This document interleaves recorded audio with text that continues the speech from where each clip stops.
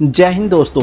22 अक्टूबर 2008 India के द्वारा Chandrayaan one mission launch किया जाता है। चांद पर पहुंचकर ये स्पेसक्राफ्ट कुछ ऐसी चीज की खोज करता है जिसको लेकर दुनिया भर में इंडिया हेडलाइन बन जाता है। Water on the moon. Chandrayaan one पहली बार कठोर सबूत लाता है दुनिया के सामने कि चांद पर पानी मौजूद है। ये एक ऐसी खबर थी जिसको देखकर दुनिया भर के लोगों में चांद को एक्सप्लोर करने का क्रेज फिर से जाग जाता है। पूरी दुनिया से अगर चांद के लिए भेजे गए मिशंस की बात की जाए तो अब तक 138 मिशन लॉन्च किए जा चुके हैं, जिसमें से 71 मिशन सक्सेसफुल रहे हैं। और आपको हैरानी होगी ये जान के दुनिया में सबसे ज़्यादा मून मिशन लॉन्च करने वाला देश यूएसएसआर है, जिसके अब तक टोटल 58 मिशन में से 38 मिशन फेल रहे हैं। जी हाँ, ये नंबर आधे से भी अधिक है। अगर इंडिया की बात की जाए तो इंडिया ने अब तक 3 मिशन चांद पर भेजे हैं और लगभग तीनों मिशन कामयाब रहे हैं। लगभग इसलिए दोस्तों क्योंकि चंद्रयान-2 सॉफ्ट लैंडिंग करते वक्त सॉफ्टवेयर के टेक्निकल ग्लिच के कारण लैंडर क्रैश हो जाता है। चंद्रयान-1 भारत की तरफ से मून पर भेजे जाने वाला पहला मून मिशन था, जिसे 22 अक्टूबर 2008 को सतीश धवन स्पेस सेंटर से लॉन्च किया गया। और चंद्रयान का ऑर्बिटर मून इम्पैक्ट प्रोब, जिसे MIP भी बोलते हैं, 14 नवंबर 2008 को चंद्रमा की सतह पर उतरता है। इसी के साथ भारत चंद्रमा पर अपना झंडा लहराने वाला चौथा देश बन जाता है। चंद्रयान-1 के अगर डिजाइन की बात करें तो इस मिशन को 2 पार्ट ऑर्बिटर और MIP के साथ लॉन्च किया गया। इसका वजन 560 किलोग्राम था, जिसे पावर मिलती थी एक सोलर एरे से, जिसकी कैपेसिटी 700 वाट थी, जिसके लिए इसमें इस्तेमाल किया गया था लिथियम आयन बैटरी का।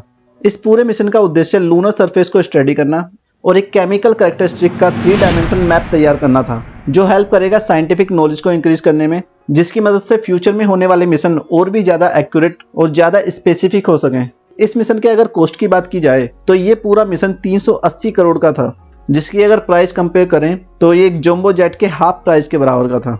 इस पूरे प्रोजेक्ट में लगभग 1000 साइंटिस्ट 3 साल तक काम करते रहे।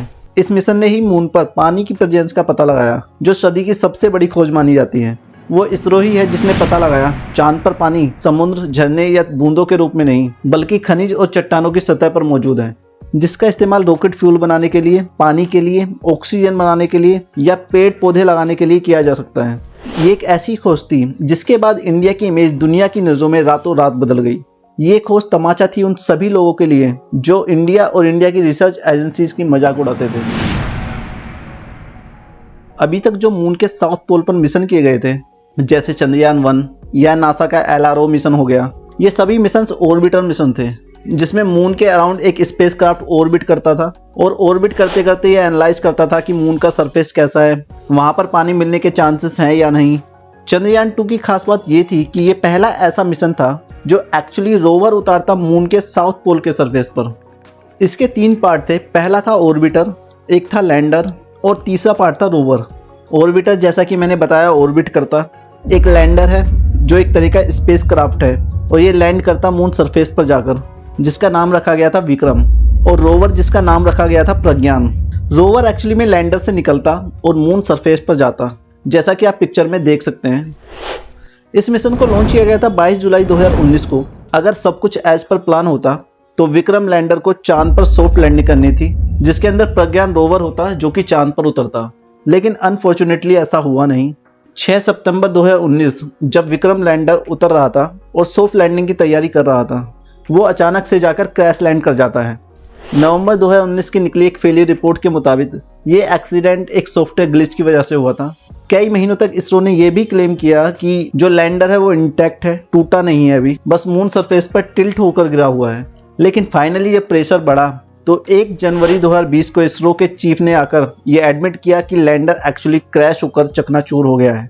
इसरो ने मिशन कंट्रोल सेंटर पर स्क्रीन से दिखाया कि विक्रम लैंडर जब उतर रहा था तो वो अपने रास्ते से भटक जाता है, जब वो करीब 2 किलोमीटर था सरफेस से, और जब वो करीब 335 मीटर था सरफेस से, तब इसरो अपना कॉन्टैक्ट लूज कर जाता है।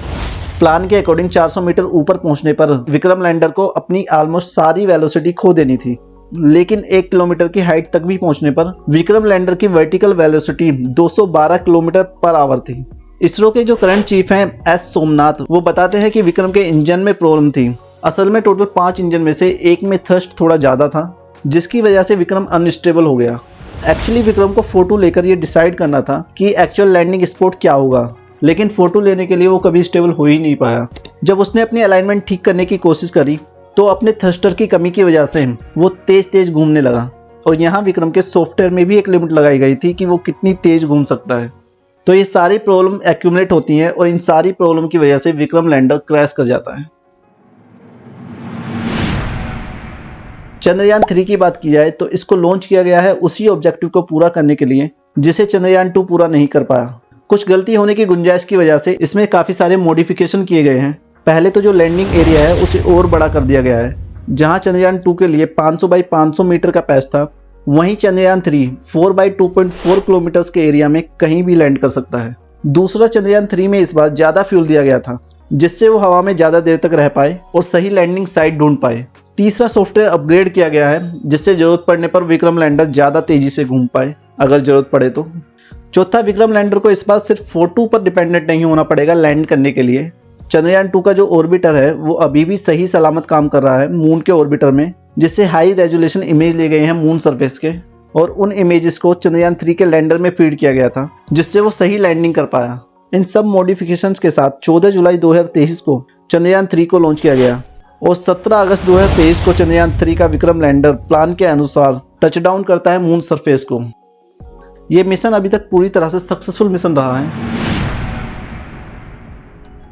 ये पिक्चर इसरो द्वारा पोस्ट किया गया है जिसमें रोवर के बाहर निकलने और मून सरफेस पर रोवर प्रज्ञान के चलने के निशान हैं। इस सबसे ये साबित होता है कि रोवर ठीक से काम कर रहा है और जल्दी ही रोवर प्रज्ञान वो जानकारी इसरो तक पहुंचाएगा जिस उद्देश्य के लिए इस पूरे मिशन को लॉन्च किया गया है। और इसी के साथ इसरो ने एक नया कीर्तिमान स्थापित किया स्पेस के फील्ड में, जिस पर इंडिया के हर नागरिक को गर्व है। दोस्तों, आज की वीडियो में बस इतना ही। वीडियो अच्छी लगी हो तो चैनल को लाइक और सब्सक्राइब करना मत भूलिएगा। मिलते हैं अगली वीडियो में एक नए टॉपिक के साथ। तब तक के लिए मुझे दीजिए इजाज़त। जय हिंद, जय भारत।